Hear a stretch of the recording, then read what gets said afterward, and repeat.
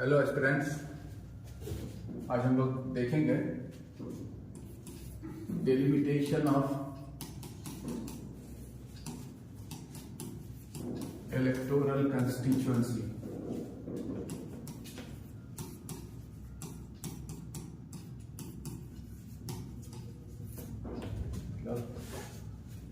परिसीमा, निर्वाचन क्षेत्र का परिसीमा।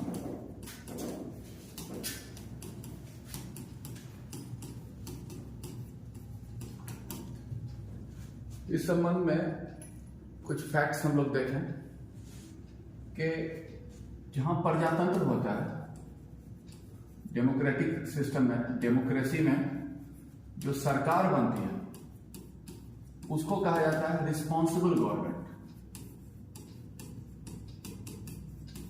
मतलब उत्तरदायी सरकार कहा जाता है। और उत्तरदायी सरकार इसलिए कि ऐसा सरकार अपने कार्यों के लिए जनता के प्रति उत्तरदायी होता है। जैसे भारत के संदर्भ में देखें तो हर 5 साल में जनता उसका लेखा जोखा मांगता है काम। तो ये डेमोक्रेटिक सेटअप में वो उत्तरदायी सरकार है, क्योंकि ये सरकार जो है उसका निर्वाचन होता है जनता द्वारा। तो ये जो निर्वाचन होता है, तो निर्वाचन का जो कुछ सिस्टम है विद्यमान, जो प्रैक्टिसेस में है, तो 2 प्रमुख सिस्टम है। एक को कहा जाता है प्रोपोर्शनल रिप्रेजेंटेशन का सिस्टम,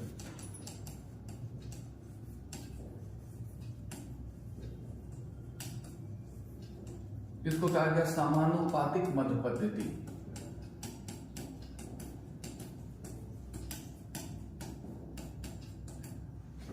यहां पर जैसे फॉर एग्जाम्पल समानुपातिक मत पद्धति से निर्वाचन होता है भारत में राष्ट्रपति का, प्रेसिडेंट, वाइस प्रेसिडेंट, राज्यसभा के सदस्य, विधान परिषद के सदस्य, तो वो है प्रोपोर्शनल रिप्रेजेंटेशन का। और एक दूसरा सिस्टम है, वो है सिंगल मेंबर टेरिटोरियल कॉन्स्टिट्यूएंसी।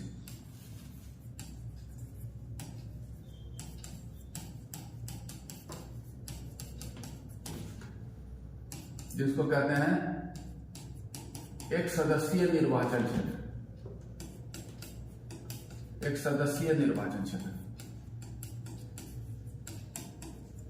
और इस तरह से जो निर्वाचन होता है लोकसभा का सदस्य का, विधानसभा के सदस्य का, फिर लोकल बॉडीज का जो प्रतिनिधि होते हैं इससे चुना जाता है। तो हम लोग इसी के बारे में चर्चा यहां पर करना है, सिंगल मेंबर टेरिटोरियल कॉन्स्टिट्यूएंसी। इसमें क्या होता है, ये टेरिटोरियल कॉन्स्टिट्यूएंसी, उसमें जो निर्वाचन क्षेत्र होता है उसका निर्धारण किया जाता है जनसंख्या के समानता के आधार पर। पूरे देश को निर्वाचन क्षेत्र में बांटा जाता है जनसंख्या के समानता के आधार पर। और प्रत्येक एक निर्वाचन क्षेत्र से एक सदस्य निर्वाचित होते हैं, जिसको सबसे पहले सबसे अधिक मत प्राप्त होता है। और इस सिद्धांत को कहा जाता है first past the post principle. मतलब प्रत्येक निर्वाचन क्षेत्र में उम्मीदवारों में जिस उम्मीदवार को सबसे पहले सबसे अधिक मत प्राप्त हो जाता है वो वहां से निर्वाचित घोषित किया जाता है। तो यही है। अब निर्वाचन क्षेत्र जिसको कहें इलेक्टोरल कॉन्स्टिट्यूएंसी, उसके गठन के संबंध में प्रावधान जो है संविधान के अनुच्छेद 82 और 170 में। अब क्या है, इसको थोड़ा हम लोग देखते हैं। आर्टिकल 82 में ऐसा कहता है कि लोकसभा के निर्वाचन क्षेत्र के गठन की व्यवस्था के बारे में। उसमें यह कहा गया है कि लोकसभा के निर्वाचन क्षेत्र के गठन में सभी राज्यों को सीट आवंटित किए जाएंगे उनके जनसंख्या के अनुपात में। और हर राज्य में निर्वाचन क्षेत्र का गठन किया जाएगा जनसंख्या के समानता के आधार पर। और इसके लिए यह कहा गया कि संसद गठन करेगा एक पुनर्सीमन आयोग या कहें डेलिमिटेशन कमीशन,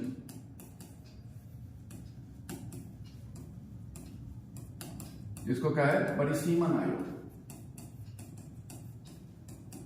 यह संसद को अधिकार है, जो कि इसमें यह कहा गया कि नॉर्मल यह था कि पिछले सेंसस, क्योंकि जनसंख्या हमेशा बदलता रहता है, इसलिए यह कहा गया था कि पिछले जो जनगणना है उसको ध्यान में रखकर परिसीमन आयोग बनाया जाए और उस आधार पर निर्वाचन क्षेत्र का गठन किया जाएगा।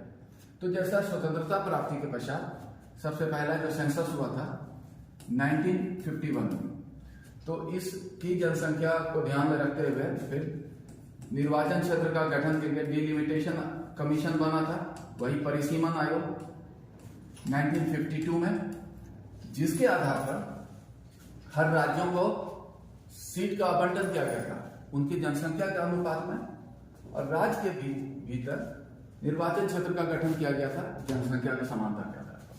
फिर क्योंकि सेंसस हर एवरी 10 ईयर होता है भारत में, 1881 के बाद से, अभी पिछला सिर्फ 2021 का नहीं हो पाया था महामारी के कारण, तो अब ये अगला जो हुआ यहाँ पर 1961 में हुआ, जिसके आधार पर फिर डिलिमिटेशन कमीशन का गठन किया गया था 1962 में, और जिसके आधार पर फिर निर्वाचन क्षेत्र का परिसीमन किया गया। फिर आया सेंसस 1971, और जिसके आधार पर फिर डिलिमिटेशन कमीशन का गठन किया गया 1972 में, और इस आधार पर 1971 की जनगणना के आधार पर हर राज्यों को सीट का आवंटन किया गया, और राज्य के भीतर फिर निर्वाचन क्षेत्र का गठन किया गया। अब ऐसा हुआ कि इस समय सरकार का फोकस था जनसंख्या नियंत्रण, और उसी जनसंख्या नियंत्रण के लिए ये नीति बनाया गया कि इसको प्रोत्साहन देने के लिए जरूरी होगा कि 1971 की जनसंख्या को फ्रीज कर दिया जाए इस निर्वाचन क्षेत्र के पुनर्गठन के लिए 2001 तक के लिए, और फिर इस चीज को रखा गया 42वां संविधान संशोधन अधिनियम अमेंडमेंट एक्ट 1976 में हुआ। उसमें यह कहा गया कि सेंसस जो था 1971 का जनगणना को के आधार पर जो पुनर्गठन किया गया था, उस व्यवस्था को 2001 तक के लिए वैलिड कर दिया गया, कोई उसमें परिवर्तन नहीं होगा, क्योंकि जिस राज्य का जनसंख्या तेजी से बढ़ता तो फिर उसको एडवांटेज हो जाता सीट का, लेकिन इस तरह का कुछ नहीं दिया जाएगा, तो यह वैलिड हो गया। और इस आधार पर अगर अभी भी देखें वैसा ही कुछ चल रहा है कि ये जो 1971 की जनगणना के आधार पर जैसे बिहार को मिला था टोटल लोकसभा में 40 सीट, यूपी को 80, तमिलनाडु को 39, वो 2001 तक के लिए वैलिड कर दिया गया। उसके बाद फिर ऐसा व्यवस्था किया गया। फिर 2002 में नियम बनाया गया, वो 84th कॉन्स्टिट्यूशनल अमेंडमेंट एक्ट पारित किया गया 2002 में, जिसके द्वारा व्यवस्था किया गया कि ये जो राज्यों को सीट का आवंटन किया गया है जनसंख्या के आधार पर 1971 की जनगणना के आधार पर, जैसे हम लोग देखें बिहार को 40, यूपी को 80, तमिलनाडु को 39, ये व्यवस्था जारी रहेगा।